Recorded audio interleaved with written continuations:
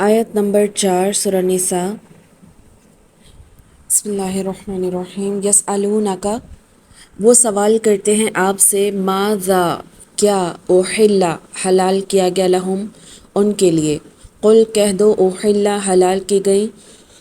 لکم، تمہارے لیے، طیبات، پاکیزہ چیزیں، وما، اور ما، جو، علمتم، سکھاؤ تم، من الجوارح، زخم دینے والوں کو، مکلبین، شکار کرنے والوں کو، تعلمونہم، سکھلاتے ہو تم ان کو، مما، اس میں سے جو، علمکم، سکھایا ہے تمہیں، اللہ نے، فکلوا، پس کھاؤ، مما، اس میں سے جو، امسکنا، وہ پکڑ رکھیں، علیکم، تمہارے لیے، وذکروا، اور یاد کرو، اسم اللہ، اللہ کے نام کو، علیہ، اس پر، واتقوا اللہ، اور ڈرو اللہ سے، ان اللہ سریع الحساب، بے شک اللہ جلد حساب لینے والا ہے۔ تو یہاں کھانے پینے کی چیزوں کی حلت اور حرمت کے متعلق اصول بتایا جا رہا ہے کہ ہر چیز جو ہے اس میں اباحت ہے۔ مطلب یہ کہ کھانے پینے کی تمام چیزیں دو شرطوں کے ساتھ تمہارے لیے حلال ہیں۔ ایک یہ کہ وہ چیزیں پاکیزہ ہوں، صاف ستھری ہوں، گندی، باسی، سڑی ہوئی اور بدبودار نہ ہوں۔ دوسرا یہ کہ اس کے متعلق شریعت میں کوئی واضح حرام کا حکم نہ ہو، اور اس طرح حرام اشیاء کا جو دائرہ ہے وہ بہت محدود ہو جاتا ہے۔ پھر اس کے بعد کیا بتایا کہ شکاری جانوروں میں پرندے بھی جو ہیں وہ شامل ہیں۔ یہاں پر جو لفظ آیا ہے، من الجوارح مکلبین تعلمونہن، یعنی کہ جن کو تم نے سکھا رکھا ہو، سجا رکھا ہو، اور وہ شکار کو اپنے مالک کے لیے روک رکھیں، اس میں سے کچھ بھی نہ کھائیں۔ اس میں کتا، چیتا، باز، شکرا وغیرہ یہ شامل ہیں جو شکاری ہیں، لیکن کیا کرتے ہیں، شکار کو اپنے مالک کے لیے بچائے رکھتے ہیں، ان میں سے خود کچھ نہیں کھاتے۔ اس آیت کی تشریح میں کچھ احادیث ہیں، ان کو دیکھیے۔ رسول اللہ صلی اللہ علیہ وسلم نے فرمایا، جب تم اپنے سدھائے ہوئے کتوں کو چھوڑو اور ان پر اللہ کا نام لو تو ان کا کیا ہوا شکار کھا لو۔ پھر رسول اللہ صلی اللہ علیہ وسلم نے فرمایا، جب تم اپنا تیر چھوڑو تو بسم اللہ کہہ لو۔ رسول اللہ صلی اللہ علیہ وسلم نے ایک اور جگہ فرمایا کہ جب تم تیر چھوڑو اور شکار غائب ہو جائے تو جب ملے اسے کھا سکتے ہو، بشرطے کہ وہ سڑ نہ جائے۔ پھر اس کے بعد ایک اور حدیث ہے کہ اگر تم شکار پر تیر چھوڑو تو پھر اس شکار کو 1 یا 2 دن کے بعد پاؤ اور دیکھو کہ اس پر تمہارے تیر کے علاوہ اور کوئی نشان نہیں ہے، یعنی کسی اور درندے نے اس سے اپنا حصہ نہیں نکالا، تو اب تم اسے کھا سکتے ہو، اور اگر وہ شکار پانی میں گر جائے تو اسے مت کھاؤ۔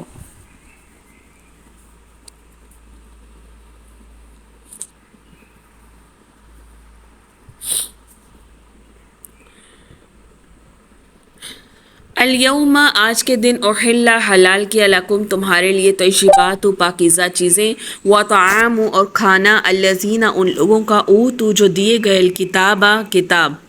حل لکم، حلال ہے تمہارے لیے،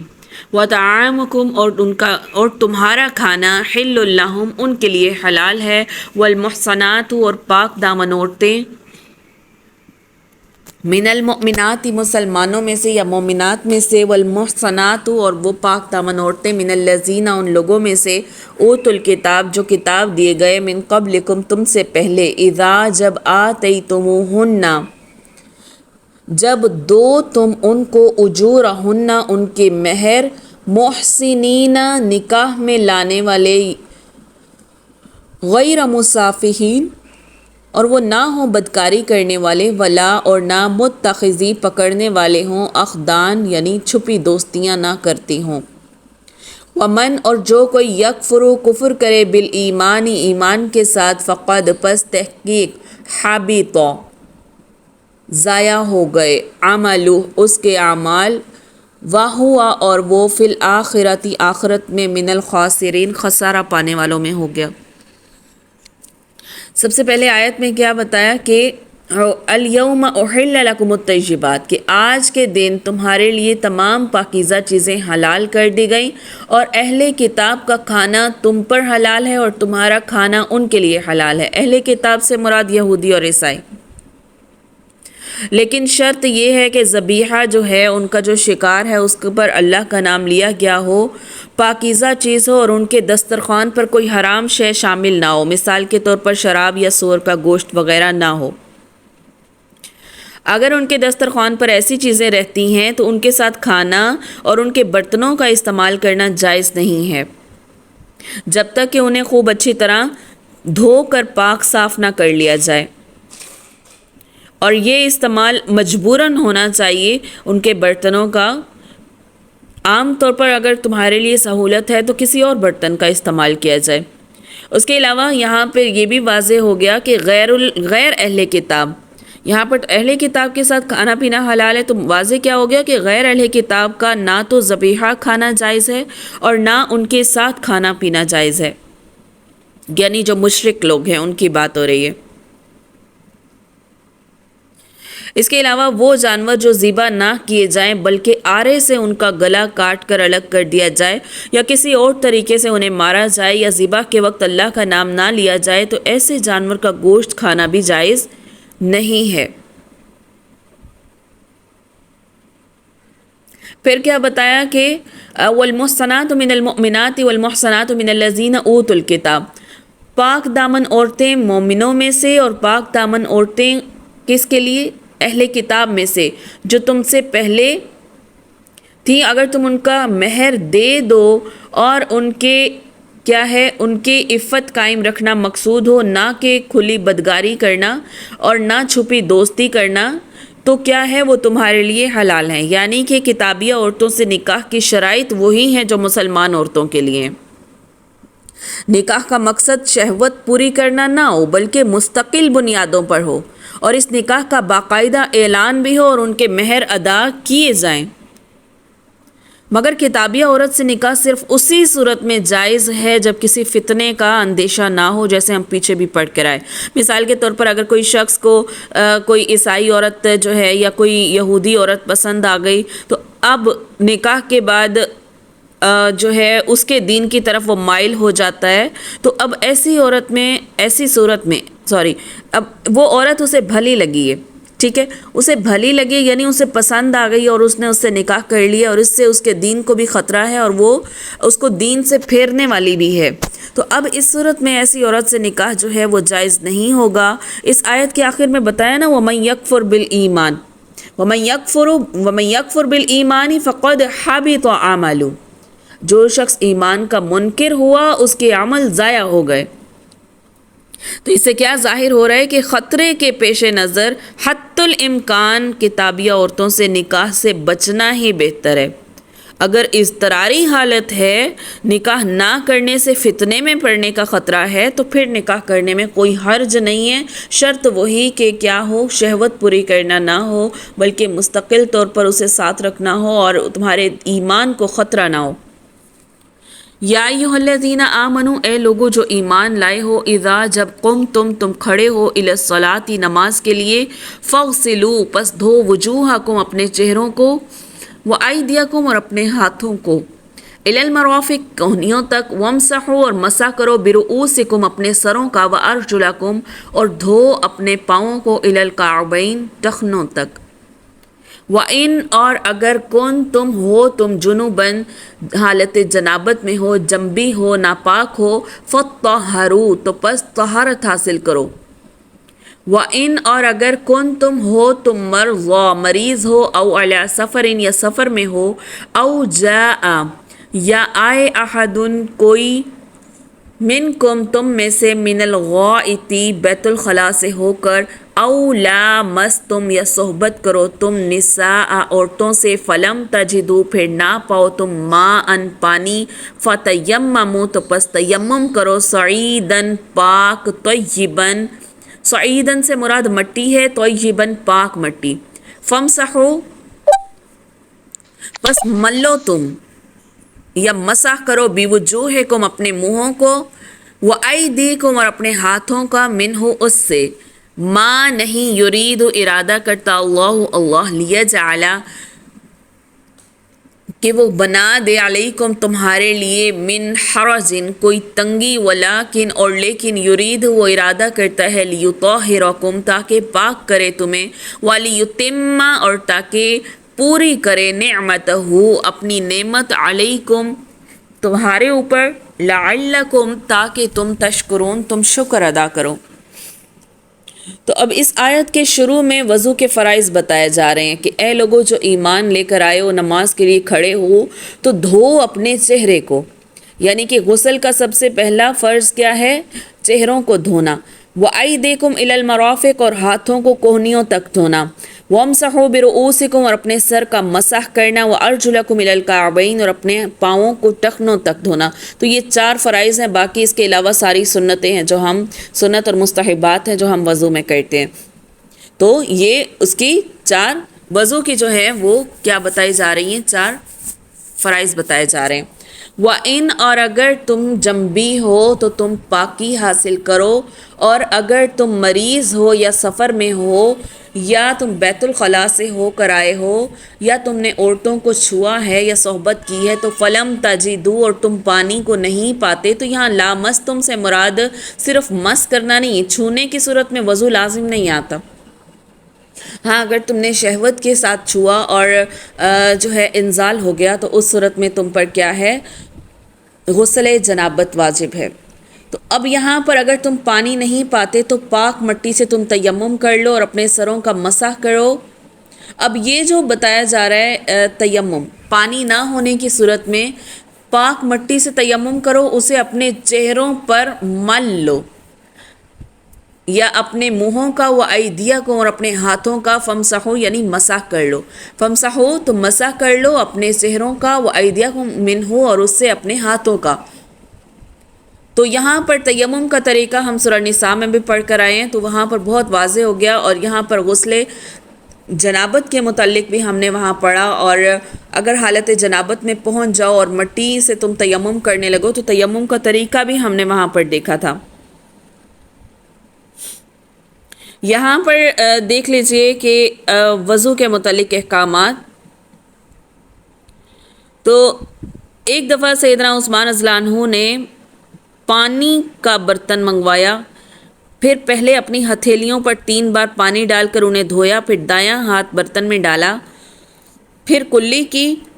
پھر ناک جھاڑا، پھر 3 بار اپنا منہ دھویا، پھر دونوں ہاتھ کوہنیوں تک 3 بار دھوئے، پھر 1 بار سر کا مسح کیا، پھر دونوں پاؤں ٹخنوں تک 3 بار دھوئے، پھر کہا رسول اللہ صلی اللہ علیہ وسلم نے فرمایا جو کوئی میرے اس وضو کی طرح وضو کرے، پھر 2 رکعتیں یعنی تحیۃ الوضو کی نیت سے ادا کرے تو اس کے دل میں کوئی دنیاوی خیال نہ ہو تو اس کے پہلے سارے گناہ جو ہیں وہ معاف کر دیے جائیں گے۔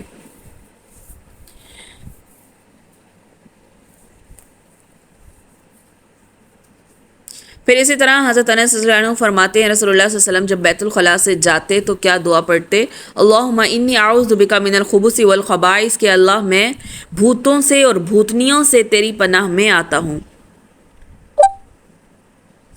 اس کے علاوہ حضرت ایوب انصاری رضی اللہ عنہ فرماتے ہیں رسول اللہ صلی اللہ علیہ وسلم نے فرمایا تم میں سے کوئی شخص اگر قضائے حاجت یعنی پاخانہ کرنے کے لیے آئے تو قبلے کی طرف منہ نہ کرے اور نہ پیٹھ کرے، بلکہ مشرق کی طرف یا مغرب کی طرف منہ کرے۔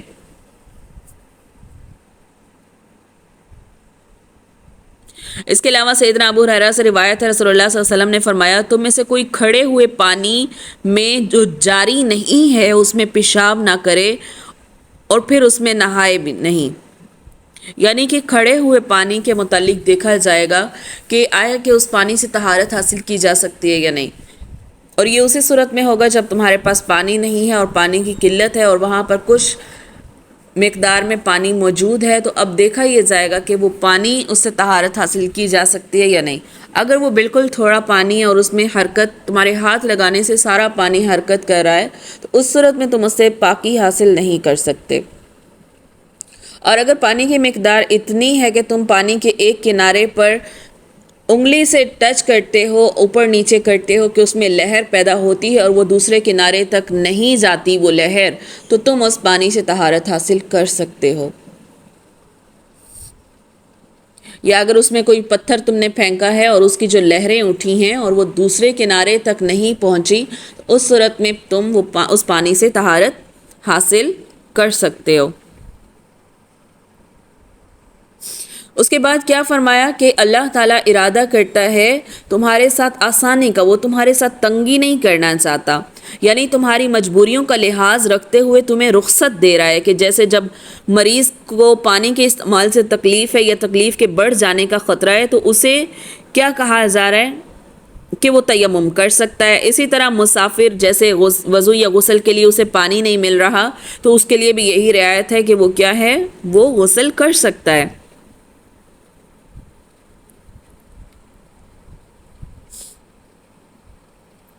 وَاذْكُرُوا اور یاد کرو نعمت اللہ کی نعمت کو، علیکم جو تم پر ہے، وَمِيثَاقُهُ اور اس کے وعدے کو، الَّذِي جو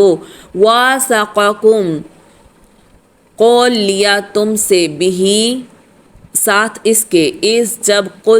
تم نے کہا، سمعنا ہم نے سنا، وَأَطَعْنَا اور ہم نے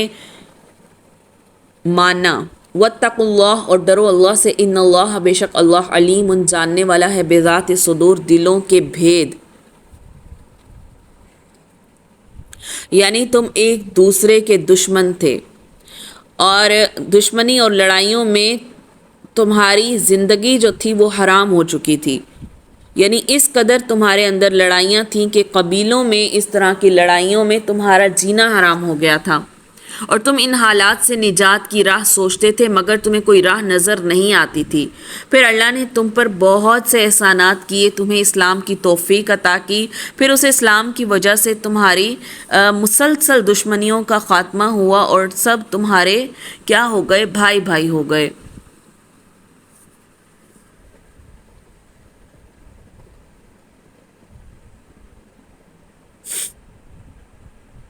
تو اللہ تعالیٰ نے اپنے مومن بندوں کو حکم دیا کہ نعمت ایمان پر اس کا شکر ادا کرو اور اس وعدے کو یاد کرو جو اللہ نے ان سے کلمہ توحید کے اقرار کے ذریعے لیا تھا کہ وہ اپنے رب کی اور اس کے رسول کی اطاعت کریں گے۔ تو صحابہ کرام نے جب رسول اللہ صلی اللہ علیہ وسلم کے ہاتھ پر ہر حال میں سمعنا وَأَطَعْنَا کی بیعت کی اور زبان سے کہا کہ اے اللہ کے رسول ہم نے سنا اور ہم نے اطاعت کی، اور مسلمانوں نے جب اللہ کے وحدانیت اور رسول کی رسالت کا اقرار کیا تو وہی بات زبان حال سے بھی کہی، اپنی زبان سے بھی کہی، تو آیت میں اس کے بعد اللہ نے مسلمانوں کو تقوی کی زندگی اختیار کرنے کا حکم دے دیا، اور کیا فرما دیا کہ اللہ تعالیٰ تمہارے دلوں کے بھید سے، دلوں کی خفیہ باتوں سے بھی کیا ہے، وہ واقف ہے۔ یا ایھا الذین اے لوگو جو آمنو ایمان لائے ہو، کونو ہو جاؤ، قوامین قائم رہنے والے، للہ اللہ کے لیے، شہداء گواہی دینے والے، بالقسط انصاف کے ساتھ، ولا یجرمنکم اور نہ باعث ہو تم کو، شنآن کوئی دشمنی، قوم کسی قوم کی، علی اوپر، اللہ یہ کہ نہ تعدلوا عدل کرو، اعدلوا عدل کرو، انصاف کرو، ہوا وہ، اقرب قریب ہے، للتقوی تقوی کے، واتقوا اللہ اور ڈرو اللہ سے، ان اللہ بے شک اللہ خبیر خبردار ہے، بما تعملون جو تم عمل کرتے ہو۔ یعنی سورہ نساء میں جیسے ہم نے پڑھا تھا نا کہ تم اللہ کی خاطر انصاف پر قائم رہتے ہوئے گواہی دیا کرو،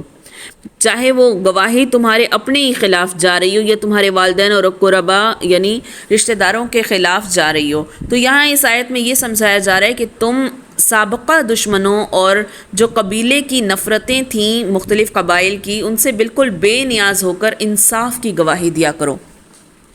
کسی شخص کی یا کسی قوم کی دشمنی تمہاری گواہی پر یا تمہارے عدل و انصاف پر ہرگز اثر انداز نہیں ہونی چاہیے۔ اس کی واضح مثال اس انصاری کا واقعہ ہے جس نے کسی مسلمان کی ایک ذرہ چرا لی تھی اور ایک یہودی کے پاس امانت رکھ دی تھی، جو ہم پیچھے پڑھ چکے سورہ نساء میں، اور اس کا مقدمہ رسول اللہ صلی اللہ علیہ وسلم کی عدالت میں لایا گیا، اور چور جو منافق تھا اس کی سوچ کیا تھی کہ وہ چونکہ منافق ہے، مسلمانوں میں اٹھتا بیٹھتا ہے، اور اس کے لیے یہودی کے مقابلے میں اسے یہ تھا کہ یقیناً میری حمایت کی جائے گی. تو یہ پورا واقعہ جو ہم پیچھے پڑھ کر آئے، تو قریب تھا کہ رسول اللہ صلی اللہ علیہ وسلم یہودی کے خلاف اور اس منافق کے حق میں فیصلہ بھی دے دیتے، تو اللہ نے بذریعہ وہی آپ کو حقیقت سے مطلع فرما دیا. تو اس آیت میں تمام مسلمانوں کو ایک جامع ہدایت کیا دی جا رہی ہے کہ جس شخص کے حق میں تمہیں گواہی دینا پڑے، گواہی بالکل ٹھیک ٹھیک دیا کرو، چاہے وہ تمہارے دوست ہیں، دشمن قوم سے تعلق رکھتے ہیں، کوئی بھی ہیں. یعنی تم میں عدل و انصاف اور تقوی پیدا کرنا، تقوی کا موجود ہونا، یہ تمہارے لیے لازم ہے.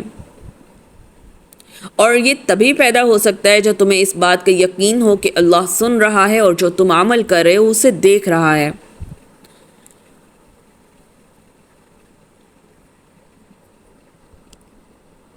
وعد اللہ، وعدہ کیا اللہ نے الذین، ان لوگوں سے، آمنوا جو ایمان لائے، وعاملوا اور عمل کیے، صالحات اچھے، لہم ان کے لیے مغفرۃ بخشش ہے، وہ اجر اور اجر ہے، عظیم بڑا اجر. یعنی اس آیت میں اللہ تعالیٰ نے دو طرح کے اعمال کا ذکر فرمایا، ایک ایمان کا اور دوسرے اعمال صالح کا،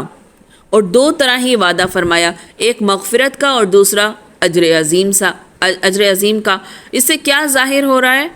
کہ جو لوگ اللہ پر ایمان لائیں اور اس کے ساتھ کسی کو شریک نہیں بناتے، تو ان کی مغفرت کیا ہوگی؟ مغفرت ہو جائے گی، اور اجر عظیم تو صرف ان لوگوں کو ملے گا جو ایمان کے ساتھ اعمال صالحہ کرتے رہے ہوں گے. یعنی اعمال صالح کے لیے کیا ہے؟ ایمان لازم ہے. اگر کوئی ایمان نہیں لاتا، یعنی کہ وہ کافر ہے اور چاہے جتنے مرضی نیک اعمال کر لے، صدقات خیرات کر لے، تو اس کے وہ اعمال جو ہیں وہ ضائع ہو جائیں گے جب تک اس میں ایمان نہیں ہے. والذین، اور وہ لوگ، کفروا جنہوں نے کفر کیا، وکذبوا اور جھٹلایا، بآیاتنا ہماری آیات کو، اولئک یہی لوگ ہیں، اصحاب رہنے والے جحیم آگ کے. تو وہی بات کہ جو کفر کرتے ہیں اور آیات کو جھٹلاتے ہیں تو ان کا انجام کیا ہے؟ جہنمی ہے. یا ایھا الذین، اے لوگو جو آمنو ایمان لائے ہو، اذکروا یاد کرو، نعمت اللہ، اللہ کی نعمت کو، علیکم تمہارے اوپر، اذ جب، ہم ارادہ کیا، قوم نے قوم نے، ان یبسطوا کہ کیا کریں، یہ کہ دراز کریں، الیکم تمہارے اوپر، ایدیہم اپنے ہاتھوں کو، یعنی تم پر دست درازی کریں. فکف پس بند کیے، ایدیہم ان کے ہاتھ، عنکم تمہارے اوپر. واتقوا اللہ اور ڈرو اللہ سے، وعلی اللہ اور اللہ پر، فلیتوکل چاہیے کہ توکل کریں، مؤمنون یعنی ایمان والے. اے ایمان والو، اللہ نے جو تم پر احسان کیا ہے اسے یاد کرو. جب ایک قوم نے تم پر دست درازی کرنا چاہی،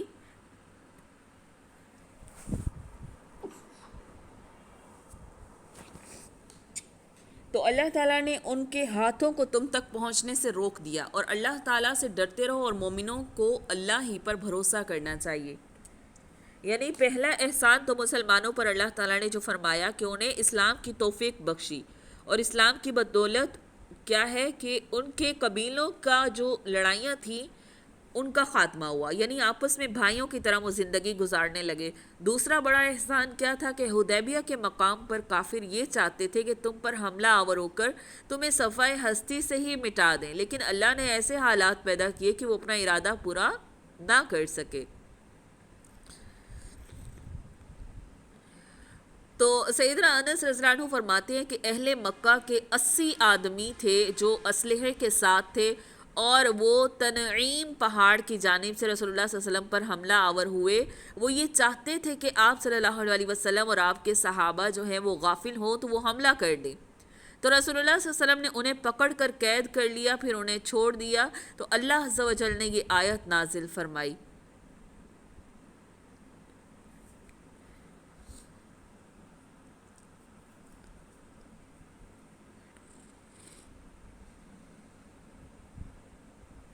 اسی طرح ایک اور حدیث ہے، سیدنا مسلمہ بن اقوا رضی اللہ عنہ فرماتے ہیں کہ میرے چچا عامر نے قبیلہ عبلات کے ایک جو ہے مکرز نامی شخص کو، جو ایک جھول پڑے ہوئے گھوڑے پر سوار اور 70 مشرکوں کا ساتھی تھا،